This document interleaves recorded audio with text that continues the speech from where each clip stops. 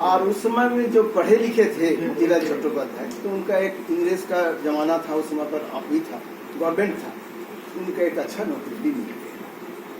तो उसके बाद शरद चंद्र के बारे में भी बात हुआ, तो घर में सब उस समय पर बड़े बड़े आदमी जो थे, गुरुजन जो थे, बड़े बड़े भी थे, उन लोग सोचे कि नहीं, शरद को भी पढ़ाना लिखाना बहुत जरूरी है, क्योंकि शरद बहुत ज़्यादा उस समय पर वो इधर उधर घूमते रहते थे, थोड़ा सा दूसरा टाइप के थे। उनका एक दोस्त बना था इंद्रनाथ, जिनका राजू नाम था, राजू मजुमदार, जो श्रीकांत में बहुत उल्लेखनीय उनका ये है, राजेंद्र मजुमदार, राजू नाम से, हाँ, इंद्रनाथ। तो उनसे उनका दोस्ती हुई। तो वो घाट में नाव लगा रहता था उनका, उस समय पर बहुत ज्यादा उनका बोलबोलाव था, उनको शरद को लेके उस पार चले जाते थे, और उस पार में जाके मछली उठा के लेके घर आना, ये सब बहुत तरह की बात होने लगी। तो घर में भी ये सब लेके चिंतित थे कि शरद ऐसे ऐसे काम कर रहा है, कोई दिन ऐसे काम ना हो जाए कि घर में कोई आदमी चला है, कोई ऐसे काम। इसी मामला में तब यहाँ दुर्गाचरण प्राथमिक विद्यालय अभी भी है, उसमें शरदचंद्र को पढ़ाई के लिए दाखिल किया। शरदचंद्र उसमें पढ़ाई लिखाई किए और घर में आना जाना, पढ़ाई लिखे वो रहा, मगर उनका शुरू से लिखने का, पढ़ने का, सुनने का बहुत ज्यादा उस समय में जब बच्चे लोग को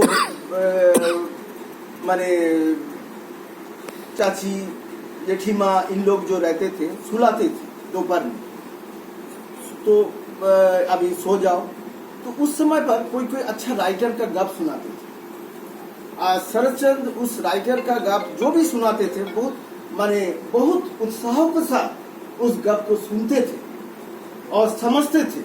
तो ये बच्चा सब बच्चे की तरह से थोड़ा सा अलग थे उसी समय। आखिरी वो शुरू में छोटा छोटा लिखना स्टार्ट किए। एक मंदिर नाम के माने पत्रिका निकला था, उसमें वो अपना ये लिखे शरद बाबू, मगर उसमें वो अपना नाम नहीं दिए। मंदिर लिखे, मंदिर में उसमें मेरा जो ग्रैंडफादर सुरेंद्रनाथ गांगुली जो थे, उनका मामा लगते थे, छोटा मामा, तो उनका नाम लिख दिया। बोले नहीं, हम नहीं नाम लिखे, तुम्हारा नाम दे दो। तो सुरेंद्र बाबू का नाम दे दिया। अब तो वो पॉपुलर हो गया। तो मेरा ग्रैंडफादर भी नहीं चाहते थे कि शरद लिखते हैं, हमारा नाम लिख दे, ये अच्छा नहीं लगता। उस जमाना में ऐसे ही था। तो ऐसे ऐसे करते करते करते करते उन्होंने काफी लिखना स्टार्ट कर दिया। जब भागलपुर में वो बड़े हो गए, जब भागलपुर में वो पढ़ाई लिखाई करके कॉलेजिएट स्कूल से एंट्रेंस पास किए, तब तो वो एकदम जौवन हो गए। उस समय पर वो लिखना स्टार्ट कर दिए, काफी लिखना स्टार्ट किए। इस घर में भी लिखे। वो गंगा घाट किनारा में एक ठो ये था, बड़ वृक्ष था, उसका नीचे में भी वो बैठे बैठे लिखे करते। तो यहाँ जो कहानी आपका पढ़े होंगे, श्रीकांत कहानी, वो भी उनका लिखा हुआ है। देवदास जो भागलपुर से आधारित कहानी है, वो भी शरदचंद्र अपने इसमें लिखे। और जो भी भागलपुर का कैरेक्टर जो देवदास में आज हम लोग पढ़ते हैं, देवदास वो सब भागलपुर का कैरेक्टर था। यही बुढ़ाना से, जोगसर से, मंसूरगंज से लेके एक कहानी उनका है, वो देवदास। तो ऐसे ऐसे कहानी लिखते लिखते वो चले गए यहाँ से आपका बर्मा में, रेंगून, भागलपुर छोड़ दी। उनका इतना ही हुआ तो वहाँ पर बर्मा में नौकरी करना स्टार्ट किया। तो नौकरी किए, मौसी भी बर्मा में रहती थी, तो उसका वहीं पर चले गए और एक नौकरी का तलाश करके नौकरी भी मिला। तो नौकरी तो उनका मिला, मगर इधर में वेस्ट बंगाल में, कलकत्ता में काफी ये हुआ कि देवदास किसका लिखा हुआ है, उसमें नाम लिखा नहीं था। तो सबने कहा कि देवदास लिखा है रविंद्रनाथ टैगोर।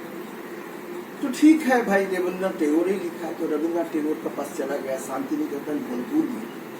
उस समय पर उनको पढ़ाया गया कि ये आप तो लिखे हैं, आप नाम नहीं दिए। बोले हमने नहीं लिखा, ये कोई ऐसे आदमी लिखे, इनका तलाश करो।